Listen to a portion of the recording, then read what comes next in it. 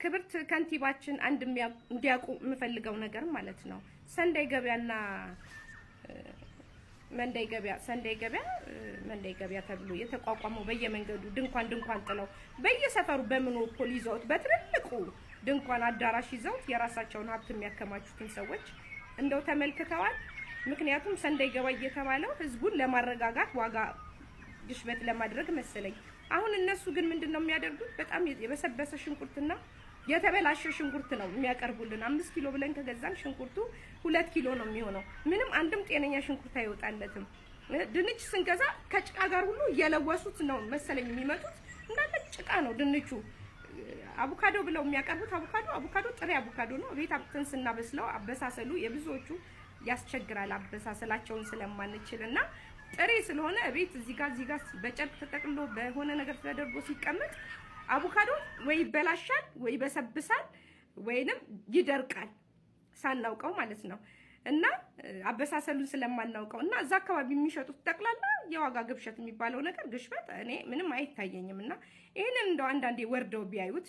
በየወረዳችን ደግሞ የተሰጠ ሱቅ አለ። ይሄ የሸማች ሱቆች ማለት ነው።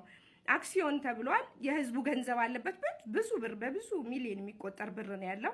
እስከ መኪና እስከ ቤት እስከ ተቋም ወፍጮ ቤቶች ምናምን የነበሩትን ተቋም ጠቅላላ ወስደውታል።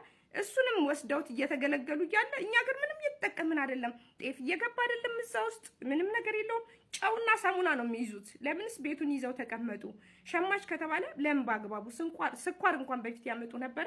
ስኳር የተወሰነ የሆነ ነገር ያመጡ ነበረ። በቃ ቀርቷል። አሁን ባዶ ቤት ታቀፈው ቁጭ ብለዋል። እና የተሰጣቸውን ሱቅ አካባቢ ፎቅ ምናምን ህንጻ እየሰሩበት ኪራይ ብቻ ነው። ኪራይ ወዴት እንደሚገባ አይታወቅም። እኛ ደግሞ አክሲዮን እስከተባለ ገንዘባችን ራሱ የት እንዳለ አናውቅም። ምንም የሚሰጠንም ነገር የለ።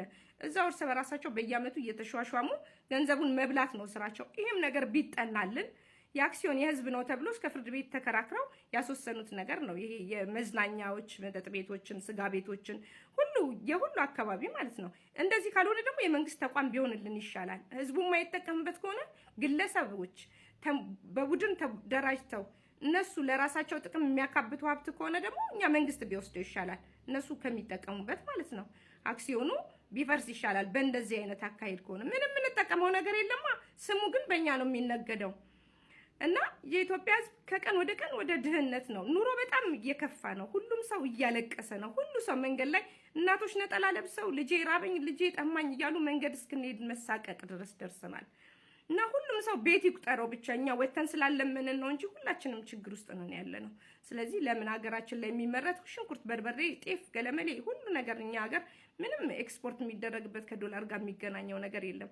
እና ይሄ ሁሉ የዋጋ ግሽበት ከቀን ወደ ቀን እየጨመረ እኛ በቃ ጦዘናል ነው ያላችን። ዞሯል። ልጆች ማሳደግም አልቻልንም። እና እንደዚህ ጋር እንደው ክብርት ከንቲባ ይሄንን ጉዳይ አይተው እንደው ወርደው ቢያዩልንና ያለውን ችግር እንደው ቢቀረፍልን ዘላቂ መፍትሄ ለኢትዮጵያ ህዝብ። የኢትዮጵያ ህዝብ በጣም እንደ ካሮት ወደ ታች ነው። ምንም ወደ ላይ የሚባል ነገር የለም። ከቀን ወደ ቀን እየባሰብን ስለሆነ እባካችሁ በባንዲራ እርዱን።